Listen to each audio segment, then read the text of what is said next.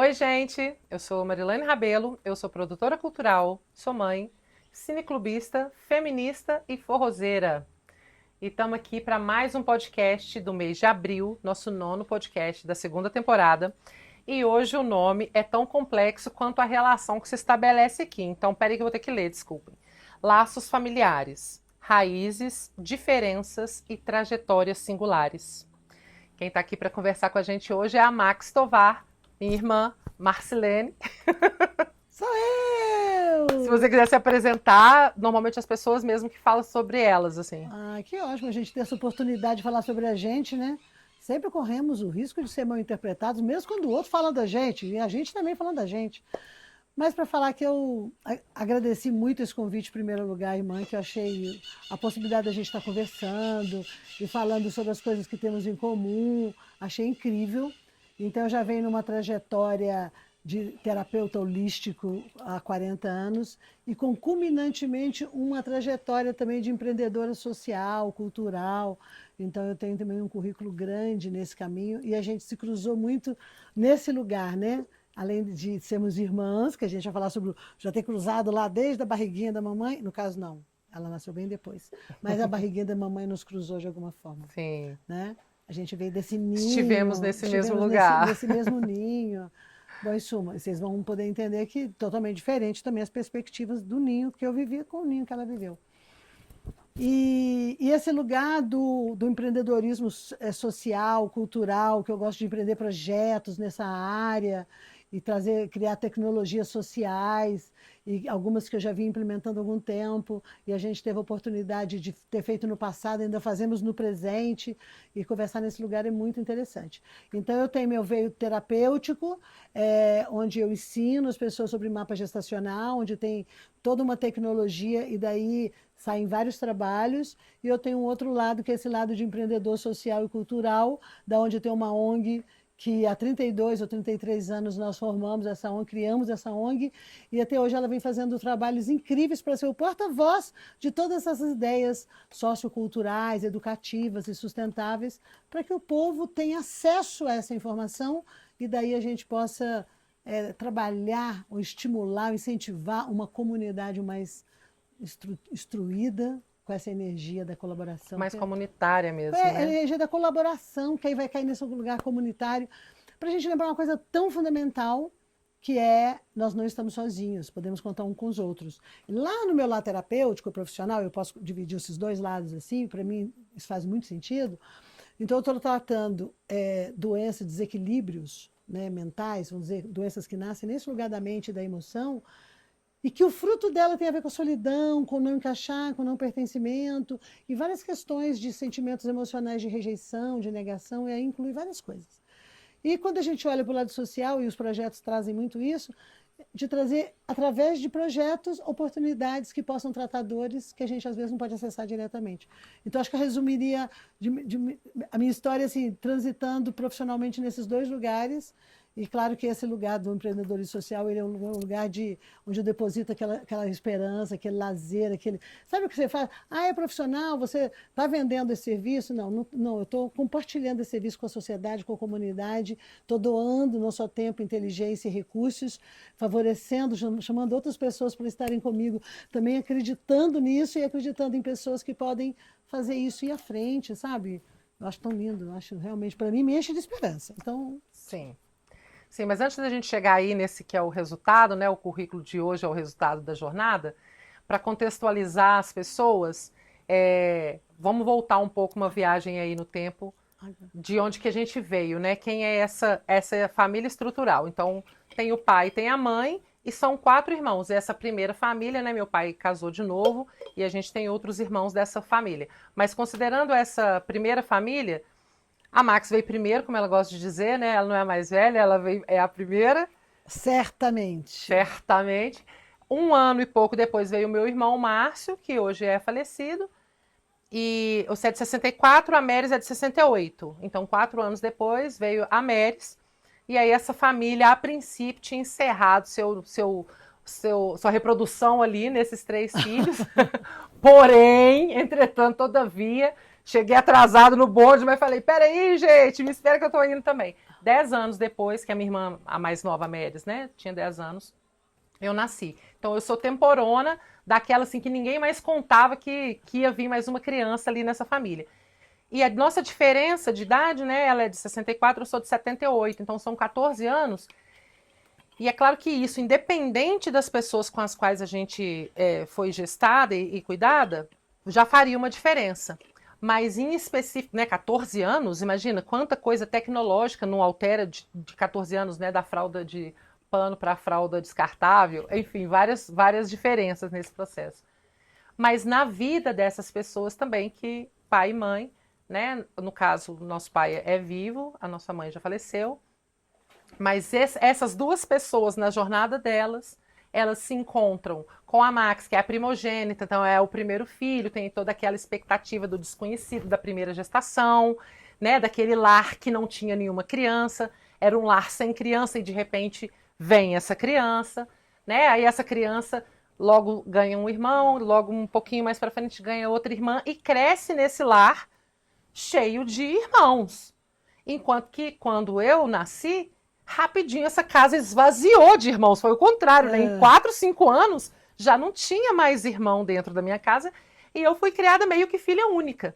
Né? Então a gente tem assim, essas jornadas muito diferentes e foi numa conversa que a gente estava tendo sobre o pai que a gente falou assim, nossa, como são pais diferentes, né? Eu não lembro exatamente agora o que foi que a gente estava falando, aquele recorte daquela coisa. Se você lembrar, você fala. Mas era uma coisa assim que eu não entendo por quê, né? Mas a gente teve muitas diferenças nesse processo inicial. Não só nós duas. Eu tive uma diferença de tratamento em relação aos meus outros irmãos, né? E isso marca um posicionamento dentro dessa família. Um posicionamento dentro dessa constelação. Então, por exemplo, a gente percebe nessa conversa que a gente estava tendo, a gente estava falando sobre as reações. Como que a gente reage perante a vida, perante as adversidades e tal. E eu e a Max somos muito diferentes. Por exemplo, se o meu pai viesse me bater, na hora que ele levantasse a mão, eu já estaria no chão, sentada, chorando, pedindo, pelo amor de Deus! Não, eu juro que eu não vou fazer mais isso. Eu já estaria ali implorando para não apanhar. Enquanto a Max já fazia do tipo, nem doeu. É só isso que você tem? Você dá Esse é o mais forte que você dá conta? Mas foi chegando um momento, vamos dizer que a primeira infância, até os 11, 12 anos, eu reagia com medo, porque muitas vezes quando ele era violento também com a mãe. Então acaba que tinha um instinto dela, meu, de eu estar na frente entre os dois, assim, sabe? Então eu não sei se ela entrava como escudo ali, então eu tinha aquela lembrança. Então, muitas das vezes eu rezava e pedia para Deus, assim, o que é isso? Que inferno é esse, família? Que lugar infernal? Então, assim, eu desejei a morte muito tempo quando criança, quando você via que não tinha saída naquele lugar. Quando já entrou na adolescência, então eu entrei na pré-adolescência, naquela época, 11, 12 anos, aí eu passei a assumir um lugar. E aí o lugar que eu assumi 13, 14, 15, até eu fugir de casa com 17 anos, e assim, fugir de casa, foi deixar um bilhete, foi pular a janela, pegar umas roupinhas e fugir e deixar um bilhete falando, não vai atrás de mim que se eu voltar eu vou fazer bem pior do que fugir. Né, fugir, eu vou matar. Então, assim, eu passei nesse lugar de muito ódio, né? De estar no lugar onde você não tem muita saída, muita escapatória, e aí você tem, diante de uma condição natural do ser humano, ou você, diante do perigo, você foge, esconde, ou você ataca. Eu vou dizer que os nossos instintos mais primitivos. Então, no meu instinto primitivo, quando eu fui manifestando eu mesmo, que adolescente já muda tudo isso, você vai se posicionar, sim, o meu instinto primitivo falou, eu vou porque ataca. E o seu já fez o outro lugar, o seu instinto de proteção primitivo, nossa, então eu fujo e me protejo. Então são posições diferentes. Não é nem que eu fujo, eu acho, e me protejo, não. Alguém vai fazer alguma coisa por mim. Aí você eu vai acho que o meu posicionamento é bem nesse lugar, porque nessas nossas diferenças, o meu pai me criou com as frases dizendo que o mundo estava para me servir, que eu era princesinha do Agreste e que não precisava de eu ter grandes responsabilidades, porque o mundo estava para me prover, para cuidar, para me proteger. Então, assim, eu nunca tive essa coisa muito da luta mesmo, porque eu nunca senti que eu precisei. Nunca precisei muito estar no lugar dessa luta, desse enfrentamento, porque Pelo no mínimo, né, que é pela imaginário, sobrevivência, né? sim, mas no meu imaginário, e a minha ingenuidade contribuiu muito para isso também, sempre haveria alguém para fazer o cuidado necessário, sempre teria essa pessoa. Então eu não teria nenhum risco de fato que eu estava correndo. Sabe? Esse risco, essa possibilidade de correr esse risco não era uma possibilidade que passava pela minha cabeça, no meu imaginário. Então, assim, a vida foi generosa e eu fui ingênua. Porque eu poderia ter sido ingênua e a vida ter me dado uma rasteira. Né? Eu poderia ter ficado com muito medo e não ter acontecido nada. Mas a relação foi essa. Eu não tive medo por acreditar que alguma coisa estava me protegendo. E, de certa forma, isso me protegeu. Sim. Mesmo porque você acreditava que estava te protegendo, então já basta para que isso possa ser efetivo. Uma vez que aquilo que a gente acredita torna-se real para a gente. Porque no nosso mental, na nossa emoção, né? Se mentalmente aquilo foi criado. Ai, adoro aquele filme A Vida é Bela. Que é um pouco disso. Cara, mas era mentira, era uma guerra. Sim, mas o que seria bom para essa criança viver aquilo como uma guerra? O estado mental dele de pensar que era um jogo e que estavam brincando de se esconder e tudo mais, ali estava dando, através do movimento lúdico, uma outra visão. E é questionável, gente, mas tinha que viver a realidade.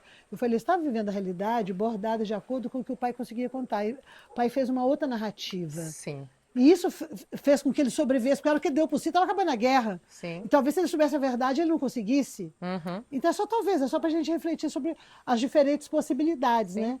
Então, para o meu cenário, quando ela vai falar, oh, pai, então assim, era muito diferente. Ela falando assim, não, porque olha a diferença no movimento. Não, meu pai me dava tudo o que eu queria, ela falando. Então ela ia no shopping. Era do Walk Machine. É que você não teve bicicleta, Ah, você foi trabalhar para ter sua bicicleta. Verdade, esse é um trauma, gente, tem que contar É isso. isso. Aí eu tava contando pra ela da liberação. Putz, eu sou a rainha dos traumas, né? À toa, né? É à toa que eu me profissionalizei para esse campo terapêutico. Rainha dos traumas, gente, aqui. Puta, dá mais que um podcast, dá um livro inteiro dos traumas. E entre os traumas dele de dinheiro. E o trauma de dinheiro, como é que eu fui curar esse trauma na minha vida. Então eu tinha uma lembrança do meu pai ali com 9 anos, estava contando isso para ela. E eu tinha uma amiga que tinha bicicleta. E eu queria muito ter uma bicicleta. E como é que eu ia ter bicicleta? Então todo dia eu pedi ao meu pai bicicleta. Pai, me dá uma bicicleta, pai, me dá uma bicicleta, me dá uma bicicleta. Meu amigo tem bicicleta, não tem bicicleta, não tem bicicleta, eu quero bicicleta. Cara, aquele homem daquele tamanho, 1,90 m.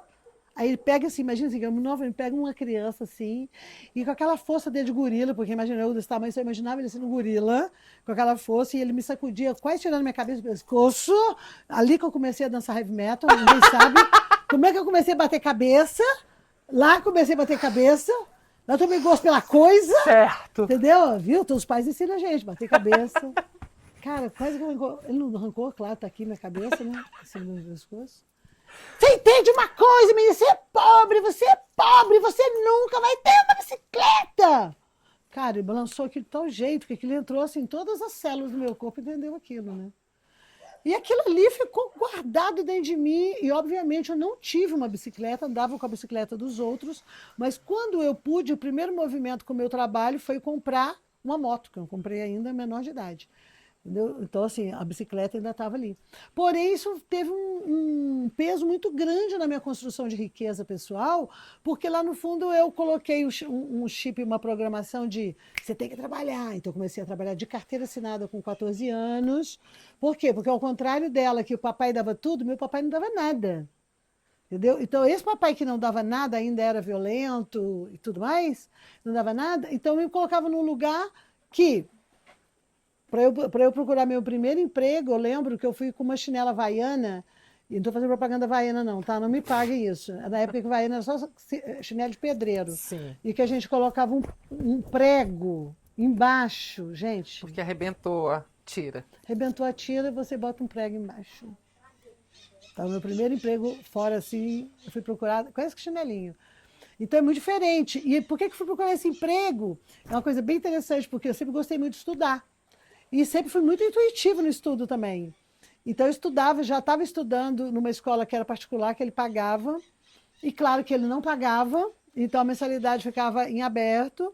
Então, como é que eu fazia? Eles me tiravam da sala de aula. Aí eu dava volta na escola e tinha um muro que todo mundo usava o muro para poder matar a aula.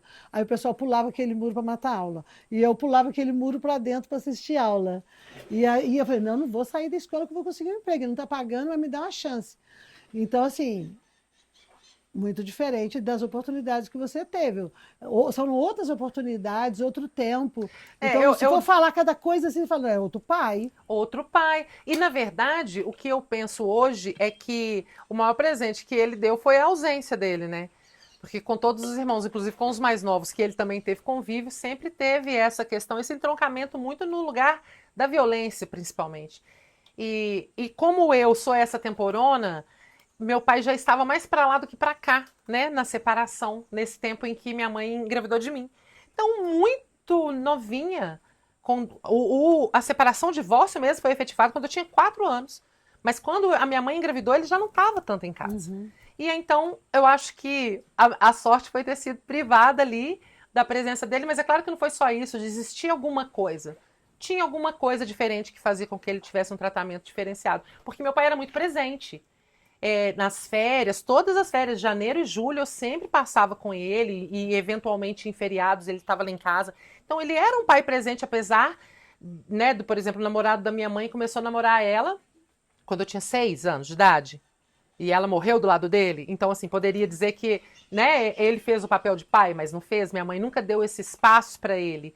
Porque o meu pai era presente, meu pai estava ali. E o meu pai, até eu amadurecer, até eu virar adulta, ele era o cara da minha vida, né?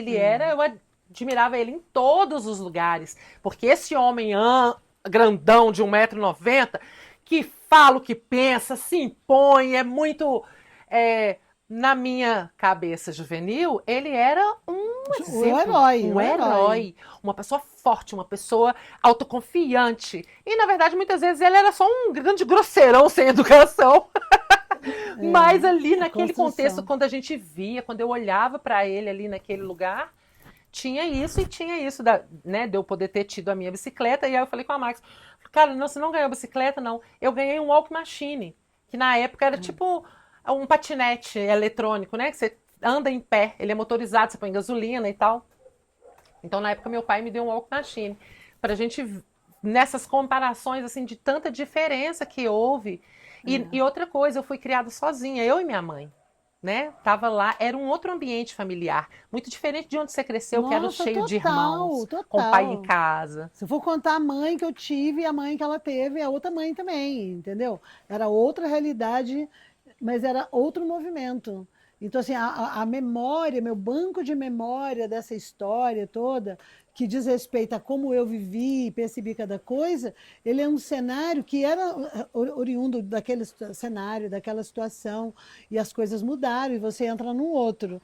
Então, por isso que quando fala, o pai, a percepção dela do pai, ele já fez coisas ali que, para mim, não ventilou de fazer essas coisas dentro de um movimento. Então, isso me Sim, fez tomar um lugar no mundo também, que foi um lugar assim do tipo, bom, arregaça a manga que você não tem ninguém para fazer nada para você e você sim. vai ter que se dar conta, vai ter que se virar, nega. É Lute. você mesmo, lute, lute pelo que você quer. Aí eu fui construindo a minha história muito, buscando essa luta, mas buscando também muito uma cura das dores profundas que ficaram, porque as dores dos traumas vivenciados na família que você ficou chamando de lar, enquanto você falou o lar diferente, eu fiquei pensando, lar não seria a palavra adequada para descrever o ambiente que eu vivi, porque quando você fala lar, o lar é diferente de casa, família. Casa e família é uma coisa, lar é outra. E o lar, ao meu entender, ele tem a ver com o lugar onde você se sente acolhido, dentro de um ninho. E para mim não teve esse cenário. Para mim esse cenário era totalmente diferente. Era inóspito, era tóxico, era perigoso. Então, primeiro eu queria morrer, que era a minha fase infantil. Depois eu queria fugir. Matar. Eu queria morrer e Matar. matar. Eu quis matar para não matar eu fugir. Mas eu sonhava de estar longe daquela casa, entende? Então, é por isso que eu entendo muita criança às vezes está num lugar hostil e não tem muitas alternativas. Daí que nasce a minha vontade, de onde nasce a vontade de fazer uma ONG e tudo mais? Ela é uma extensão da dor.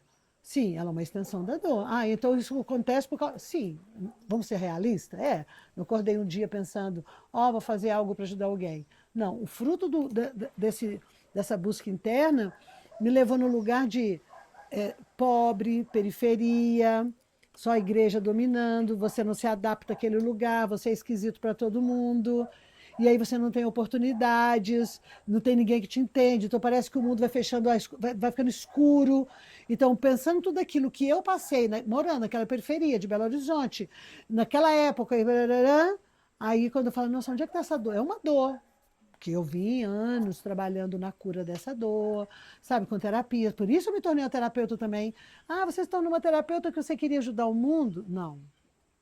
Eu tinha um caminho profissional do qual eu estava caminhando e, paralelamente, comecei meus estudos terapêuticos para aplicar em mim, para provocar em mim meu estado de cura, porque eu não dava conta de viver no mundo como o mundo se apresentava, com tantas feridas que me tornavam amarga, dura, pesada diante da vida. Então, vira e mexe, aquela dor voltava e gerava toda aquela dor, aquela tristeza.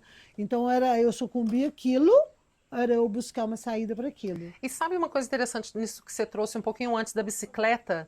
Que você falou, né? Com 9 anos, seu pai te sacudiu e falou assim: menina, entende uma coisa, nós é pobre, caralho. Nós é pobre. Eu custei a descobrir que eu era pobre. Eu vivia realmente achando que eu era classe emergente, classe média, o famoso remediado ali. Eu tinha essa ideia. Eu custei a entender dentro do processo o que que era aquele lar, o que que era a luta daquela mãe, que era sacoleira, né? E que isso, o que que isso implica. Então é muito mais uma dessas coisas, dessa jornada diferente. Por isso que na hora de montar o nome do podcast, eu pedi a ajuda da Dúnia, claro, porque a Dúnia é a nossa maravilhosa especialista em pôr o nome nesse podcast, né? E aí é isso, são laços familiares, a gente veio do mesmo pai, da mesma mãe, mas como que, sim, tem um tempo histórico, mas tem as diferenças individuais, as jornadas individuais, e onde a gente se encontra e onde a gente diverge, né? Eu acho que isso também faz parte. E aí o que que acontece? Nessas coisas da semelhança, que eu queria fazer esse recorte para a gente vir para cá, então você está falando, essa sociedade toda te espremia, no sentido de você não caber ali, e aí, só que como você foi a primeira, você sofreu muito mais, porque com certeza os erros que minha mãe cometeu com você, ela aprendeu com eles. Então, por exemplo, uma das coisas que eu percebo é a religião. O como que para você pode ter sido muito mais difícil ter rompido com a religião do que para mim, mas o quanto que. Até porque, quando eu rompo com a religião, minha mãe era muito católica, né? Então o nosso itinerário era dentro do catolicismo. E só que a Max já estava usando nesse lugar místico holístico. Então, quando a Max já estava ali e eu vou de alguma forma para esse lugar, para minha mãe é de alguma forma eu manter uma tradição familiar, ou é uma influência, né? É uma má influência que ela certamente julgaria. Mas enfim, parece um peso menor. Quem foi lá e fez o estrago, né? Foi você que foi na frente que rompeu com isso. Então é como se eu tivesse de alguma forma ainda no elo familiar. É. E na verdade, quando você fala da mãe, deixa eu colocar esse detalhe, também é outra coisa bem diferente. Por exemplo, a minha mãe era sacoleira. Então, na hora que vai fazer a narrativa da mãe que ela viu, ela vai ver uma mãe independente, sacoleira, que vai lutar e que conseguiu dinheiro para comprar o próprio apartamento, Sim. e que conseguiu dinheiro para isso e para aquilo, que pagava, que viajava. Essa mãe foda que não deixava e que fazia e que botava as coisas em casa. Essa mãe que ela vai contar. Uhum. Mas não foi essa mãe para mim. Você nunca viu essa mão. Eu nunca vi essa mãe. A mãe que eu vi uma mãe agressiva, que me usava como ponte para poder acessar essa violência com o pai, porque ela fazia isso. Ela fazia uma coisa de tortura comigo, além dela ser violenta, mas ela fazia como ponte quando ele chegava em casa, ela fazia questão de falar para ele: ai, a Marcelene deixou a Meris machucar, a Marcelene deixou o Márcio machucar, a Marcelene. Então era sempre a Marcelene fazendo alguma coisa. Então, quando ele parava aquele barulho de carreta na rua, era um trauma que eu custei também nas terapias para limpar, e que eu vi que quando a carreta para, faz dá um peido daquele esquisito. Menina, aquilo eu já corri para debaixo da cama, porque ela encontrava com ele no portão e já começava a. Então, é claro que hoje eu entendo todo os processos neuróticos, né? Hoje eu entendendo tudo nessa parte profissional, eu consigo entender todo o processo ali do que ela estava vomitando o ódio ali em cima. Mas a minha realidade era outra. A minha realidade é aquele homem monstrão entrando. Então, do portão até o corredor, dele entrar dentro de casa e me achar debaixo da cama, com a correia, já eram os passos contados. Então, esse lugar era um lugar pesado. E essa mulher, ela fazia o quê? Ela costurava muito mal. Muito Ela mal. odiava Ela costurar. odiava costurar e era uma péssima costureira. E aí, nisso, eu tinha que aprender a costurar vendo ela. Eu lembro que eu peguei loucamente para poder ter dinheiro em casa. Eu peguei a primeira roupa para fazer o uniforme de uma senhora, de uma mulher. E aí eu peguei profissionalmente, vou fazer. Gente, o uniforme era de tergal, camisetinha, aquela camisinha com golinha assim, ó, duas golinhas, assim, manguinha de tergal, e a Uhum. saia prega assim. Fiz a saia que foi uma maravilha, porque eu já sabia costurar. Sofri naquela coisa do negócio que a máquina engolia, aquele quadradinho da gola. A mulher depois xingava, ela que fez o quadradinho da gola. E minha mãe, não vou te ajudar porque eu odeio costurar. Então eu odiava costurar. Então ela não conseguia ter outra função. Então ela era totalmente submissa e não tinha Dependente? dependente. Meu pai sumia, porque ele ia ficar noivo em outro lugar. Então, de vez em quando, batia uma mulher na porta e eu era pequenininha com ela. Eu lembro de eu com a mão assim, segurando. Pelo bairro, eu consigo lembrar, para cada muvuca que a gente morava, né, que era tipo um cortiço, a mulher chegando e falando que era noivo do meu pai. E meu pai falava que morava com a irmã dele, que era viúva e tinha filhos. E minha mãe falando assim: essa aqui, ó, é filha dele. Aí eu lá, filha dele, meu pai noivo em outro lugar. Então, assim, e aí ela tentava estudar. Eu falava, mãe, mas ela não tem estudo, ela não tem estudo. Então tinha uma escola lá embaixo na rua, assim, né? Uma escola municipal, estadual, sei lá. E ela estudar à noite para fazer o Sobral, Mobral, né? Que era na Aham. época, acho que Que era hoje é o Moral. EJA. É. Acho que na época ainda era Mobral. Depois Uhum. passou para Sobral e depois EJA. Alguma coisa assim, sei lá. Em suma. Só sei que quando ele chegava, que ele fazia o barulho, ele mandava buscar, tirar ela da sala de aula. Foi para ela estar estudando, eu posso esquentar a janta. Eu quero que ela venha aqui agora esquentar a janta para mim. Eu falei, pai, mas não, mas ele já pegava a corrida, você quer vai me obedecer ou não? Ia fazer eu lá, tirava ela da escola. Essa é a mãe. Então, assim, tanto Cara, que ela ficou magoada quando eu fugi de casa e tudo, né? E eu fugi de casa nessa, ela estava viajando, ela não estava em casa. E para mim, a gota d'água foi quando meu pai jogou um copo de café quente na minha cara. Por que, que ele jogou o copo de café quente? Porque eu tinha chegado da escola, eu trabalhava o dia inteiro, cheguei da escola, aí ele falou, faz um café. Aí eu fui lá e fiz o café, deixei o café na cozinha. Aí ele falou, mas por que você não me serviu? Eu falei, o café tá aí, você pode se servir, né? À vontade. Aí ele falou, você que tem que me servir, cadelinha. Aí quando ele falou isso, eu falei, tá, você não tem mão não? Uma coisa que respondeu ele, ele já pegou o café quente e jogou na minha cara. Aí naquele dia eu pensei na terceira forma de matar ele. E para mim isso foi muito marcante, porque a primeira forma que eu tinha pensado era botar veneno de rato na comida dele. Porque os meninos faziam. Tinha muito rato lá na casa que a gente morava, muita ratazana. A gente tinha muito veneno de rato. Falei, nossa, eu vou botar esse veneno de rato pra ele. É justo. Segurei a onda. eu não Aí, teria nascido, diga-se. não, teria nascido. Aí depois eu pensei, o outro foi caco de vidro. Os meninos faziam cerol. Então eles batiam o caco de vidro. Eu falei, cara, eu vou pegar esse caco de vidro e botar na comida dele. E aí ele vai morrer com esse negócio, vai cortar as tripas dele. Segundo. Esse dia que ele jogou o café quente, isso foi muito forte, porque eu trabalhei muito isso para poder cortar, e hoje quando eu conto para mostrar o que é possível superar dentro de tudo isso. Não tem mais a dor, mas é uma coisa real. Porque aí eu pensei naquele momento, aí eu pensei, eu pegando a faca, dando uma faquinha na barriga dele e pegando as tripas assim e olhando para as tripas. Quando eu vi minha cara de satisfação olhando as tripas dele no meu imaginário, eu falei, acabou, a brincadeira aqui já está ficando séria. Ou seja, a dor aqui está chegando num lugar muito forte, essa é a hora de fazer essa mudança. E na hora que eu faço isso e fujo de casa e falo, mãe, não me procura porque eu ainda era menor, se eu voltar vai ter uma catástrofe nessa família. Então, o ódio tomava conta do meu coração naquele momento. E eu saí e falei, cara, eu vou buscar uma saída. Então, você pensar que eu morava na periferia de Belo Horizonte, naquele ambiente, o núcleo religioso, que já vou falar da minha mãe, do que eu estava ali, era assim, e para essa época, eu já para o núcleo religioso já não funcionava mais, por vários efeitos ou defeitos paranormais que aconteciam comigo, era defeito para os outros, isso me colocou em outro lugar. Então, seja, quando junta tudo isso, eu falei, não, eu vou procurar uma saída. Vou olhar um mundo fora dessa caixinha. Se não tiver saída, for só isso. A gente veio no mundo é para isso, eu estou nessa condição social, e a realidade é essa, eu não tenho o que fazer. Ah, então eu me mato mesmo, já estou aqui na morte mesmo, né? Então aí eu vou procurar um caminho. E a moto entra nisso nesse momento, né? Que você estava falando anteriormente, a gente já estava gravando quando você falou da É moto. porque, na Já, né? Da verdade, bicicleta que foi pra moto, sim. porque a moto foi um acidente de moto, isso aconteceu porque eu estava dentro do movimento, foi logo depois eu rompi com tudo, assim, eu rompi e falei, quer saber? É a morte mesmo.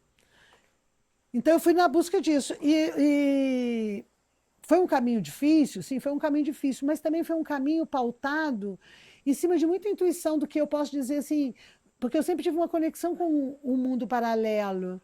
Aí você pode falar, nossa, é doidinho, ouvir a voz de anjo. Pode ser que então, sendo doidinho dentro do meu imaginário, são essas vozes angelicais que me conduziam, e desde pequena, como se fosse me mostrando, ensinando coisas que me ajudavam a olhar aquela realidade e ter uma outra percepção. Podia ser totalmente um sistema de proteção, criado no imaginário de uma criança. Não faz diferença para o cérebro quando você acredita que é verdade, aquilo torna Sim. verdade. E foi verdade para mim, e assim a coisa foi construindo esse lugar que para mim fez muita diferença em ser conduzida ao caminho do estudo.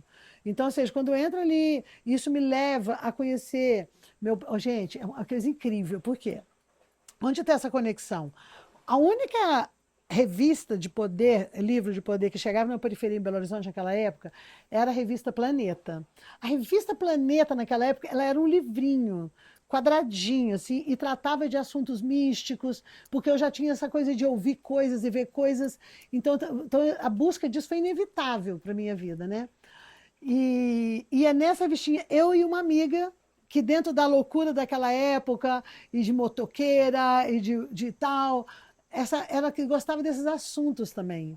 E muito incrível. Nesse assunto a gente lia e bebia da fonte desse livro.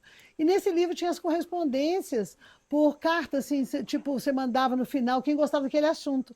E a minha amiga corresponde com um cara que apresenta e escreve apresentando um Alódio Tovar. E aí ela vai para aqui comunicando com carta naquela época, imagina.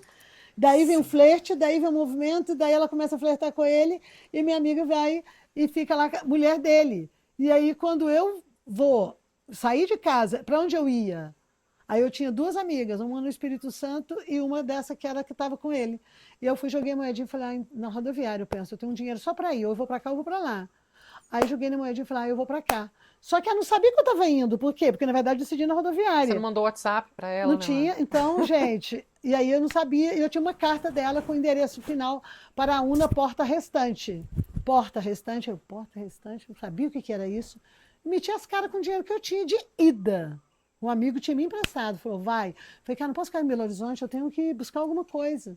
E aí eu falei, escolhi por ela, sortinha, tirada na moedinha. E o mais louco, quando eu cheguei em Goiânia, eu descobri que Paraúna, porque na minha cabeça, analfabeta da geografia daquele momento, ela está em Goiânia, Paraúna é um bairro. E Porta Restante é o lugar que ela está. Só que não, gente. Paraúna era uma cidade, quase 300 quilômetros de Goiânia. Aí eu tinha outro ônibus que pegar. Isso fazia com que eu chegasse lá à noite, que eu não sabia. E Porta Restante não era o endereço da rua, era do correio. Então, quando eu chego em Paraúna sem dinheiro para dormir, para comer, sem dinheiro para voltar, e aí eu vou numa lanchonete e pergunto, cara, você conhece essa mulher aqui? Não, não conheço. E esse endereço, Porta Restante? Ué, Porta Restante é onde fica no correio. Então, porque no interior, às vezes você não tem endereço, você fica lá no correio, você vai lá e pega. Isso era Posta Restante, que na minha cabeça estava outra coisa. Aí eu falei, nossa, e agora como é que vai fazer? Correio fechado. Claro, estava noite. Eu lá no bar, o cara me falando aquilo, eu sem dinheiro para comer um sanduíche, para ir para um hotel, para fazer qualquer coisa. Já tinha um cara lá de olho ouvindo a minha história, dizendo, qualquer coisa você vai lá para casa, eu faço um arroz carreteiro para você. Aí já olhando, meu Deus, você vai custar caro. Imagina. Aí nessa hora passa o cara do correio, o cara do bar fala, aquele cara trabalha no correio. Fulano, vem cá, você conhece aqui? Eu conheço, a dona Diná, mulher do Cabeça Branca. Aí todo mundo conhecia o Cabeça Branca, que ele estava fazendo.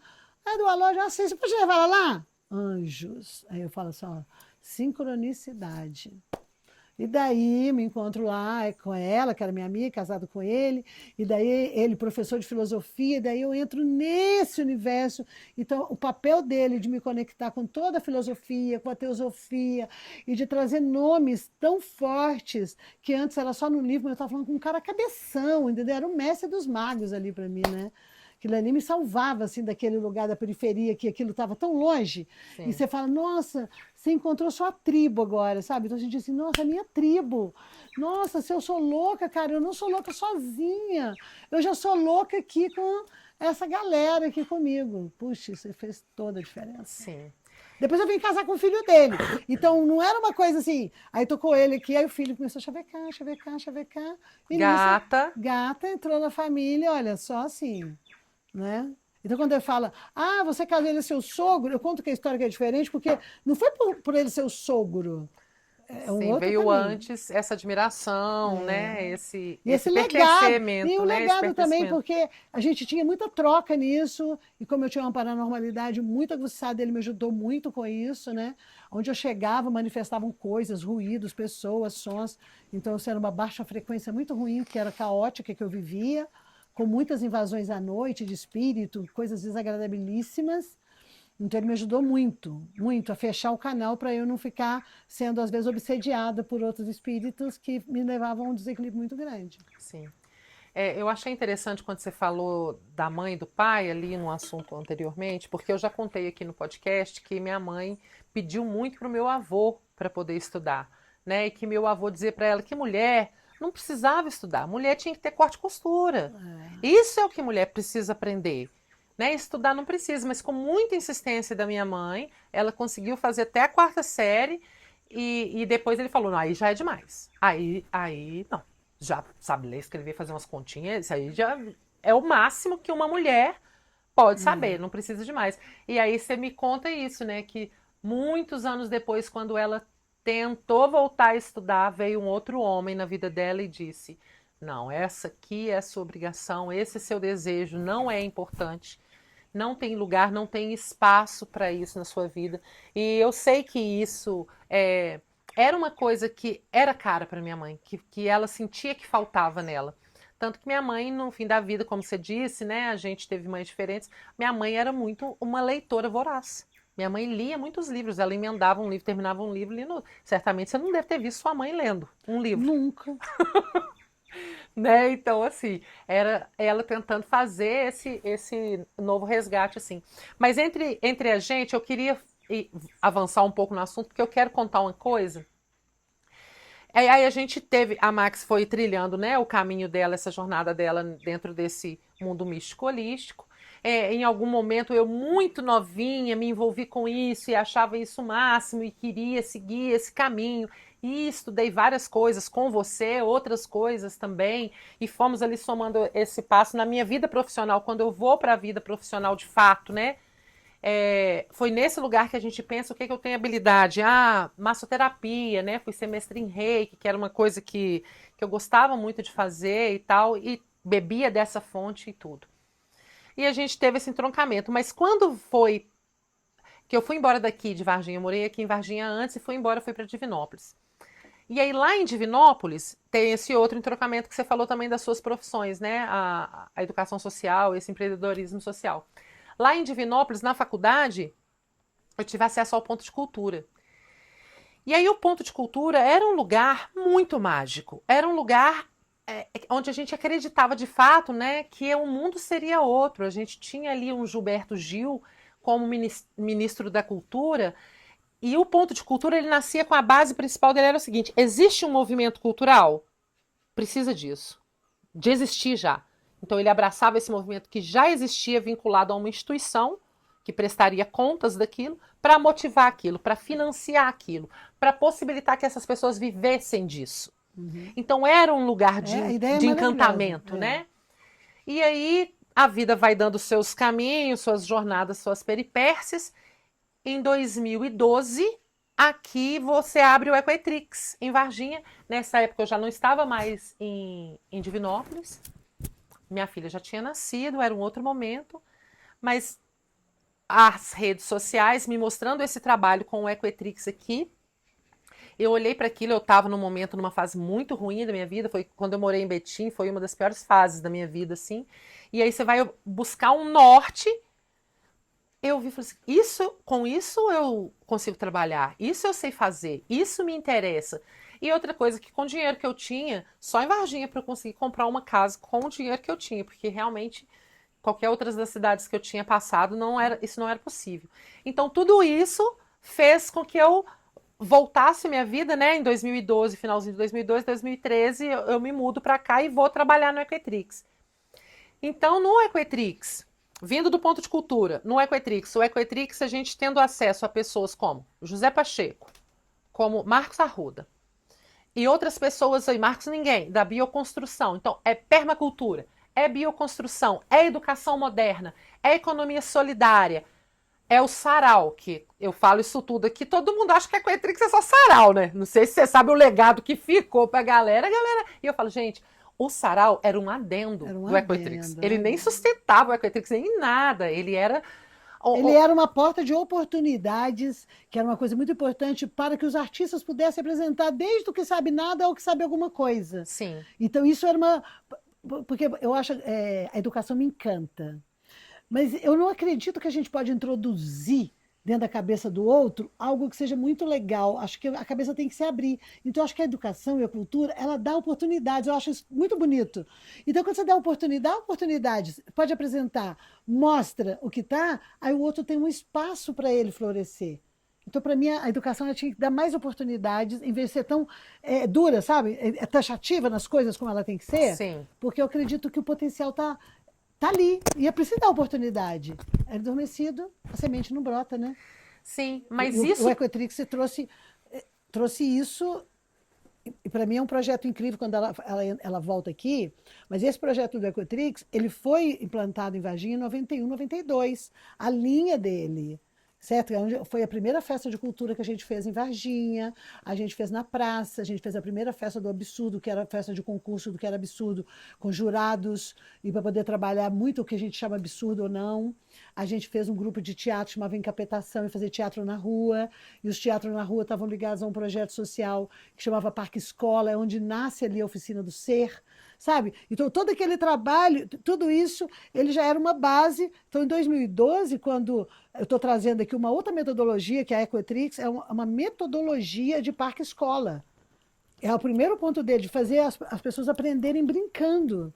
Então, mas o primeiro parque-escola aconteceu em 92, no Parque São Francisco, no Sion, quando a prefeitura emprestou lugar para a gente fazer o primeiro modelo.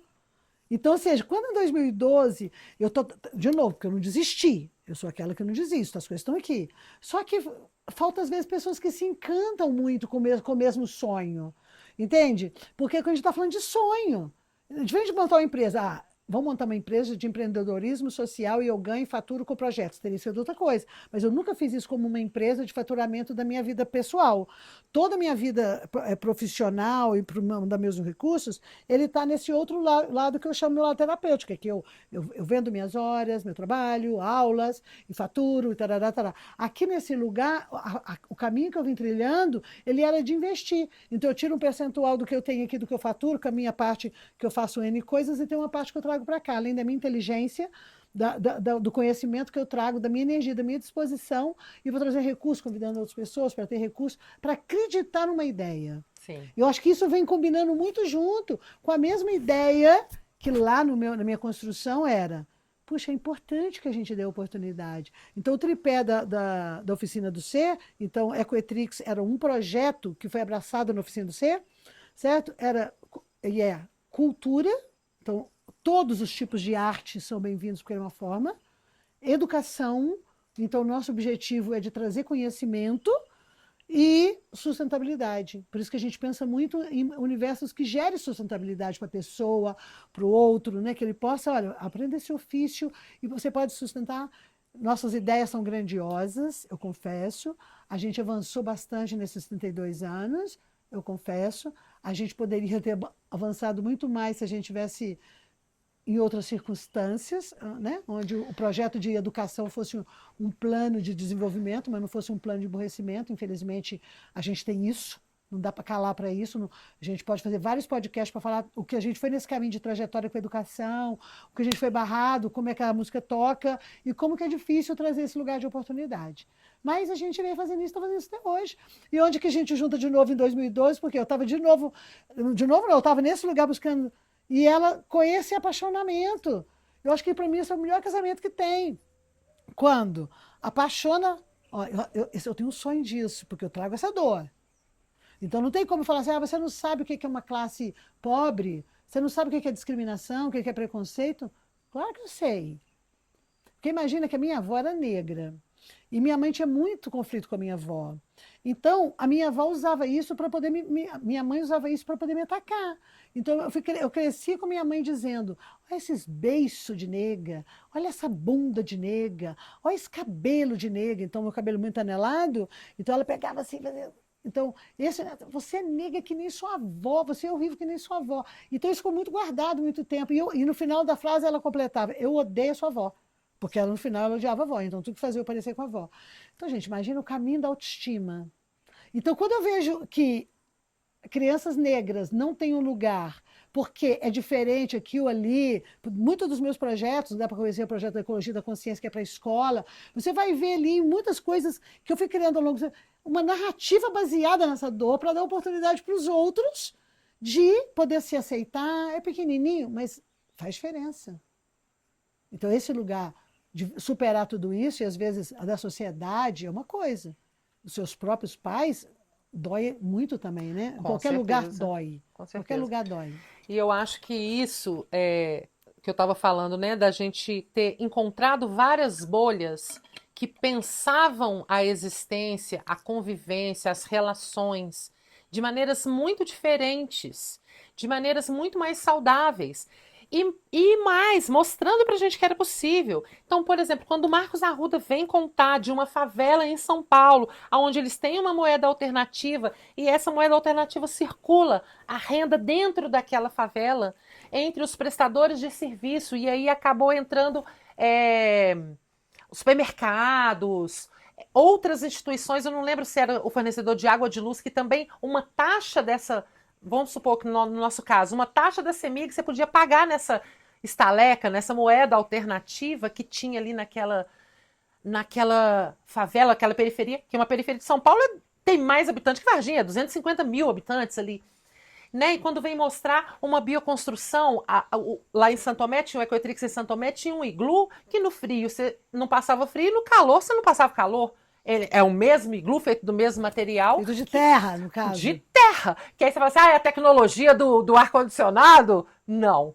Né? A tecnologia dos nossos dos povos originários. Né? Dos nossos antepassados. Então, tudo isso, todas essas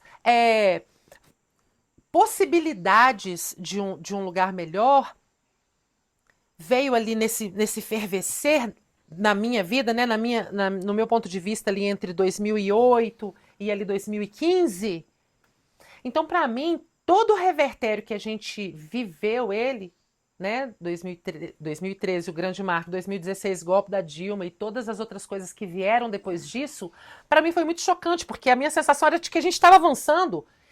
Para onde eu estava olhando, a minha bolha, né, eu olhava ao redor e falava assim, gente, a gente está buscando alternativas. Você vai olhar, a gente vai falar desse, é porque eu gravei ontem, mas a gente vai falar ainda desse assunto, que a gente aborda aí o projeto Âncora, a Escola da Ponte e tal. Métodos totalmente diferentes de ensino, que ensinam de fato para que essa pessoa se emancipe. Isso, autonomia. Mas a quem interessa o poder, não interessa a emancipação das pessoas. Então, nada disso consegue de fato vingar, perdurar, porque os donos do poder querem manter o status quo, porque é no status quo onde eles estão, muito bem, obrigada. Uhum. Então é importante que a gente não saia dali. Então, remar contra essa maré é preciso muito mais força e é preciso muito mais laços. É preciso que se constitua essa rede, porque de fato a gente precisa uns dos outros. E são muitos aspectos, né? Eu estou citando aqui alguns, né? Mas não falei nada de alimentação, por exemplo, das pessoas da Ecovila que vão buscar essa alimentação mais saudável. Mas são vários aspectos, várias possibilidades que de fato a gente, né, conversando com o Felipe, que a gente vai conversar mês que vem, conversando com o Felipe, a gente pôde perceber o quão é possível, mas o quão a gente ainda acredita que não. Né? Eu falo com ele lá, eu falo assim, quando a gente veio para o mundo era só mato. A gente acha que o que está posto, está posto. Outro dia, deixa eu dar esse exemplo aqui, eu não sei se eu te contei isso, eu fui trocar a bateria do meu carro e o cara falou, durou quanto tempo? 4 anos. Ele, esse preço dividido por tantos dá R$ 5 por mês, de graça. Aí eu falei, meu amor, de graça não, para mim de graça é 0 dinheiros. Isso é que é de graça. Aí ele, mas nada é de graça nessa vida. Eu falei, meu amor, tudo é de graça nessa vida. Pode a gente é que inventou o dinheiro. Foi a gente que inventou, meu anjo. Quando a gente chegou, não tinha dinheiro, não. Tudo que a gente fazia, a gente vivia, a gente comia, a gente dormia, a gente reproduzia, tudo era de graça. A gente inventou o dinheiro e a partir disso você pode me dizer que hoje realmente você não vive sem dinheiro. Mas não é uma condição humana precisar do dinheiro para viver, era o primeiro passo, né? Os escambos, né? Depois criaram as moedas para facilitar o escambo. Mas o dinheiro não antecede a nossa possibilidade de vida. Não, né? jamais. Então, eu acho que isso, voltando agora, né, para essas ações, quando a gente vai para as periferias e vai atender esse público mais carente mesmo, e que precisa disso, e que a gente percebe que às vezes é uma solidão tão grande de pessoas que trabalharam tanto a vida toda, né? Lá na Oficina do Ser, eu me surpreendi muito, foi uma coisa que me tocou muito agora, né? No ano passado, que eu comecei a dar aula lá de forró para as pessoas da melhor idade, como eles preferem. Poder ver pessoas assim, que trabalharam tanto, tão duro, a vida toda, para chegar nessa altura do campeonato e não ter segurança alimentar, sabe? Não ter a certeza de que vai comer e o que vai comer. E principalmente, estão sozinhas. Aonde, assim, é uma aula de forró? A aula de forró é um pano de fundo, é secundária. É isso que é muito importante ter lá, porque a gente traz isso. As oficinas, queria completar esse, o Pacheco, ele foi o maior estimulador para o outro projeto que a gente tem instalado lá na Oficina do Ser, que é uma outra metodologia que a gente está desenvolvendo, que chama Território Educador. Então, a metodologia Território Educador, ela é trazer o convite para que todo mundo no território possa se apresentar nisso. Então, a gente propõe, ouve o que quer, e a gente vai trazendo coisas, porque nosso objetivo ele está nesse lugar de dar o espaço para o outro poder se empoderar. Então, eu posso usar um corte de costura, uma aula de comida, que ele vai aprender até a fazer comida, vender, né? Mas isso é a entrega mais imediata, porque o que está por trás é esse lugar que a educação traz, né, de rede, de apoio, de um poder apoiar o outro, saber que você pode ser amparado. Para mim, tem princípios tão importantes atrás disso, que ele não para ali na primeira página do materialismo. Vamos aprender a fazer um corte de costura, que aí você vai saber costurar e você vai poder ter dinheiro com isso. Então, é mais quando você fala de educação. Sim, você vai aprender a costurar, mas você está com grupos, somando, pode fazer uma rede, podem costurar juntas, podem fazer coisas. Isso pode virar uma loja, isso pode virar uma forma de trazer recursos de outros lugares, mas está criando empatia, está criando solidariedade, está criando rede de apoio, para o outro sentir que ele pode contar, sabe? Que a gente pode ter. Então, por isso que a Oficina do Ser, ela tem uma característica que as pessoas falam assim, não, você trabalha com criança, adulto? Eu falei, não, a gente trabalha com a criança, mas a criança tem mãe. Então a gente pensa nessas coisas para as mães e para as mulheres solidárias, que é uma parte do projeto. E também tem avós, porque muitas vezes a mãe está ou trabalhando ou está na droga e é a avó que cuida. E está depressão sozinha. Então se ela vem fazer um forró, aí ela encontrou em outro lugar, isso aqui já mudou a serotonina dela, isso aqui já mudou o campo de visão dela, já fez ela sentir que não está sozinha. Então, esse é tão importante, né? Por exemplo, num dos trabalhos que a Marilane faz é esse, a gente vê esse lugar. E o outro que ela faz, que para mim, assim, eu faço questão também de investir nele, de olhar isso como é o teatro do oprimido para os adolescentes. Puta, cara. Porque isso é oportunidade. A oportunidade para alguém que está, às vezes, no sufoco do sufoco, e não sabe com quem falar, o que falar, como fazer, e através de uma roda de pessoas, aquilo pode surgir oportunidade. E a adolescência é uma fase difícil, por si só, né? Uma fase que você não é nem criança, nem adulto, seus hormônios estão todo meio ali, você tá, né? É uma fase de grandes conflitos, é uma fase que a maioria das pessoas rejeita, não gosta, né? Uma das pessoas lá da associação falou, não sei como é que você aguenta, eu falei assim, não é que eu aguento, eu amo. É. Porque, de fato, é habilidade, gente. Eu não tenho habilidade com criança, por exemplo, mas adoro jovens e adolescentes.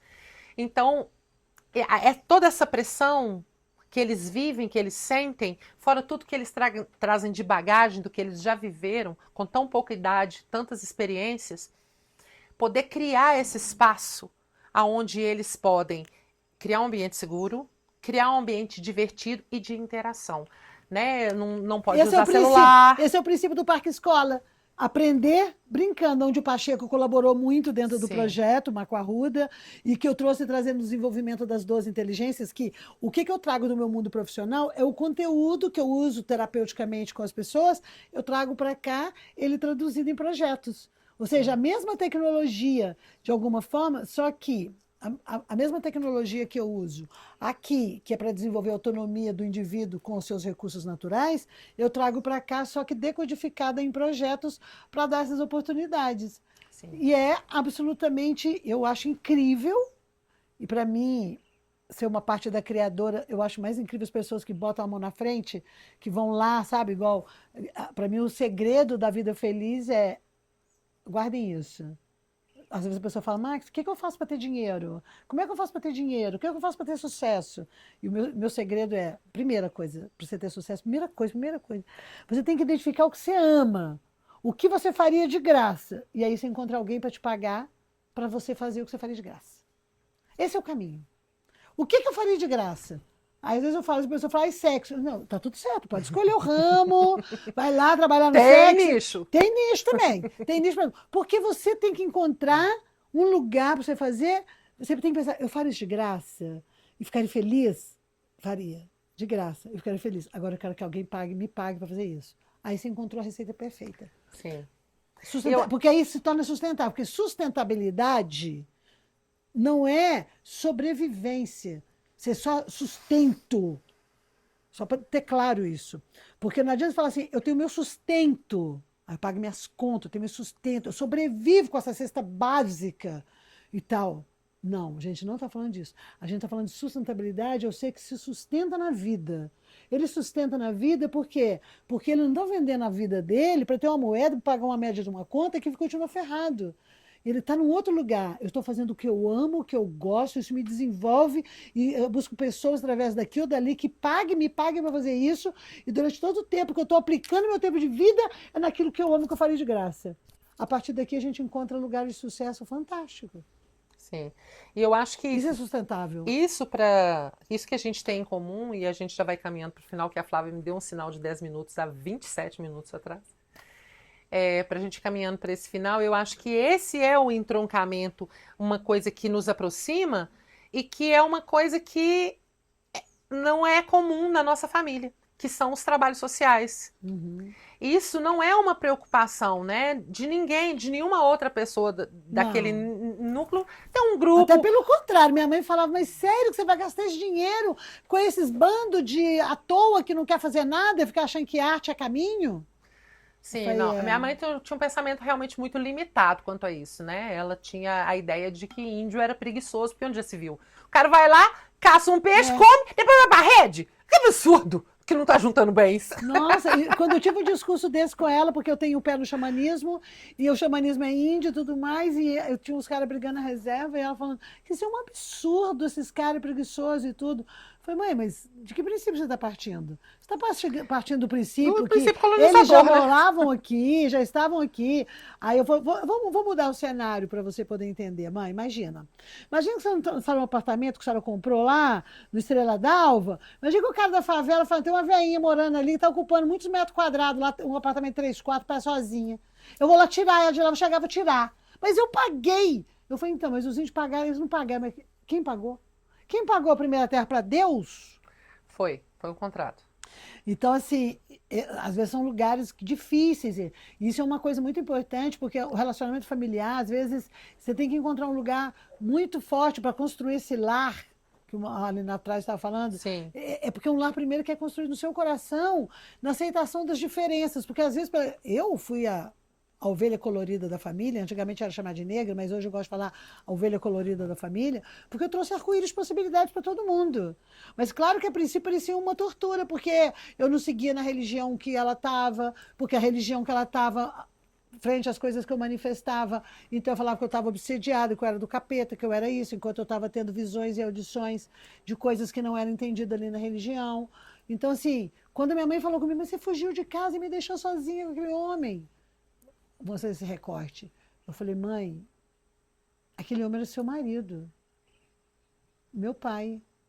Eu não tinha como lidar com aquilo. Eu fugi de casa e eu fiz para ela uma alegoria que eu guardei para mim há muito tempo. Para mim, a família, ela é como se fosse um barco no mundo. Ela é um barco para te transportar nesse marzão. Nosso barco família, ele estava afundando. E os donos do barco estavam afundando e fazendo buraco no chão. Mais do que ele só afundando. Porque às vezes pode estar afundando por N coisas e os dois estão tentando ali salvar o outro tirando água do barco. Sim. No caso, eles estavam furando o barco e todo mundo estava em risco. Então, quando eu saio, eu jogo um bote e falo, cara, aqui não tem sustento para mim, porque eu era a criança ali, né? Eu precisava de suporte. Eu vou buscar alguma coisa. Eu acho que eu fui, busquei, e busquei bem, podia ter dado ruim em muitas coisas. E passei por muitos lugares sombrios, de dores profundas, e foi buscando o bom para que eu pudesse libertar do meu coração as dores e mágoas que eu tinha com você, com meu pai, e dar oportunidade para meus irmãos, que eu sou mais velha, vim primeiro e poderia fazer diferente. Então, no meu entender, eu não abandonei. Eu busquei alternativa ou eu morria junto com o barco? Sim, ou afundava junto, né? Ou afundava junto. Eu acho que ela custou para entender isso, porque ela guardou mágoa há muito tempo, porque o dia que ela verbalizou isso, você me deixou sozinho aquele homem. Aí eu entendi o que foi minha infância inteira daquela mãe submissa que me usava de alguma forma ou para algum lugar desviar a atenção dele, quando fui entendendo isso depois, não entendi lá atrás, para muitas coisas, e era aquele lugar de eu peitar ele, porque depois eu entrei no lugar de peitar ele na adolescência, né? Eu vou peitar esse cara, vou peitar esse cara, vou peitar esse cara. Marcava uma hora de eu chegava mais tarde. Aí eu, mas, o que você vai fazer com isso? Então, por isso que chegou no limite que não tinha mais limite, né? Sim. E eu acho que é isso, é essa busca de estender esse lar. Quando a gente fala de projeto social e a gente fala de trabalhar com a transformação social, tem a ver com expandir esse lar para todas as pessoas, né? A nossa família não ser de fato só a consanguínea, mas ser a tribo inteira, né? Quando a gente estava conversando sobre o que é o pai e a mãe, ou é quem pariu Mateus que o embale, ou é uma tribo para criar uma criança, né? De fato, a gente se afasta cada vez mais dessa noção de que precisa de uma tribo para educar uma criança, e cada vez cada um dentro das suas caixinhas, seus apartamentos, suas casinhas, cada um com sua própria responsabilidade. Mas isso a gente já sabe que não dá bom. A gente sabe que é no convívio e na construção social que a gente de fato amadurece, de fato se constitui e fortalece. E para criar um ambiente não adianta, não é possível que eu pense só em mim. Para criar um ambiente saudável no planeta, né? É preciso que eu entenda que quando vamos todos, quando avançamos todos, é vantagem para todos, né? Então, nesse sentido, eu acho que é muito importante esse elo que a gente tem. Eu sou muito grata por tudo que a gente fez dentro dessa perspectiva. E é isso, eu acho que a gente converge e diverge. E nisso a gente se busca, né? Você se buscando a sua cura, você encontrou a sua profissão, né? E eu acho que, em certa medida, acho que todo mundo, como você disse, do bem-sucedido, eu acho que deve ser isso. Alguém que busca a sua cura e o caminho dessa busca da cura vai ter a ver com esse lugar de paz, com esse lugar que, se possível, bem remunerado, né? Nesse mundão aí que a gente vive. Mas para a gente encerrar, eu queria que se você fizer sua fala final, se tem alguma coisa que você acha importante ainda de pontuar. Eu acho que a gente pode fazer outras conversas, trazer vários temas, inclusive falar um pouco mais sobre a cultura em Varginha, sobre como que a gente pode desenvolver novos projetos, o quanto que essa soma, porque assim, eu sou uma entusiasta. Eu vou lá trabalhar direto no projeto? Não, não vou. E você e um grupo de pessoas ama fazer isso. E a gente pode tornar isso real, sabe? O que você ama fazer com que eu tenha de boa ideia e falta juntar aí os recursos e pessoas que possam agregar. Hoje eu estou num projeto, numa ideia de projeto que chama-se Adote um Educador. Então, eu já venho construindo isso para pessoas adotarem o educador. Porque às vezes a pessoa, eu quero ajudar um trabalho social, eu quero fazer parte. Eu não tenho tempo, não sei como ser voluntário. Então, eu pensei isso numa ideia assim, tipo, vamos pegar um nicho. Aí uma pessoa fala, deixa eu adotar esse, é como se fizesse um link, ó.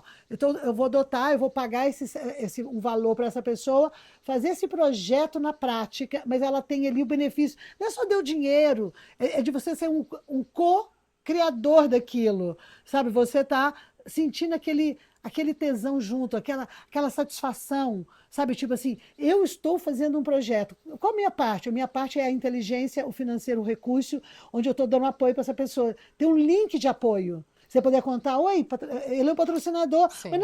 não é só assim, põe um dinheiro ali, não é isso. Porque se a Uhum. gente consegue criar uma rede de pessoas interessadas, ela tem um vínculo, ela está recebendo um reporte seu, nossa, hoje nós fizemos isso e tal, e você está lá. Então, isso para mim tem uma conotação de um apoio financeiro para que os projetos sociais aconteçam, sim. Mas mais do que isso, uma oportunidade para a pessoa que está do lado de cá se sentir pertencente e lá no coração falar: eu estou fazendo alguma coisa junto com aquela pessoa. Eu não ponho a mão na massa direto, mas eu estou aqui, eu estou fazendo Tô isso, eu acompanhando, estou né? acompanhando, eu estou abençoando. Às vezes ela está na dúvida ali, eu estou pronto, invisto esse recurso, ela me mostra esse recurso que ela. Aí a gente faz um engajamento incrível. Sim. Então, olha, eu gostaria de fechar isso. Quem sabe você que está ouvindo queira adotar um educador. Então, adotar um educador é uma ideia de um projeto que possa expandir, que possa crescer, e você vai estar ali junto com aquele. Adotei essa pessoa, pode ter um vínculo interativo ali no WhatsApp, na conversa, o outro vai e faz, e você se sente pertencente e atuando para além da sua bolha, né? Porque para mim isso é muito necessário. Sim, a nossa bolha chama planeta Terra. Estamos todos dentro dessa mesma bolha, né? Isso. Então, na perspectiva de que quando a gente tem um mundo melhor para todo mundo, isso inclui a gente, né? Deveria ser uma lógica. E por mais que as pessoas ainda tentam me explicar o que é a ganância, eu não consigo entender. De fato, não consigo entender por que a pessoa pode, de fato, priorizar a acumulação de bens em detrimento do bem maior, do bem comum. Mas enfim, fica aqui a nossa dica, o convite da Max para adotar um educador. E para mim aqui, para vocês aqui no nosso mês de abril, para mim foi muito importante trazer a minha irmã e trazer também as nuances, tanto na nossa diferença de criação quanto na nossa diferença de relação, né? Dela ser a irmã que já era uma adulta e dela, de repente, ver ela como uma mulher que precisa de um colo, as diferenças que a gente passa ao longo da vida na convivência com a pessoa, como que essa pessoa se mostra diferente também e as relações vão ficando diferentes, né? Em algum momento a gente se encontra, em algum momento a gente se distancia e isso vai construindo também o que é que a gente opta, o que é que a gente escolhe por viver, por conviver. Então, muito obrigada, Max, por ter aceitado o convite, por ter estado aqui conversando com a gente. Obrigado, Flávia, sempre pelos corres todos aí. Obrigada, Ana. E mês que vem, Felipe Reis.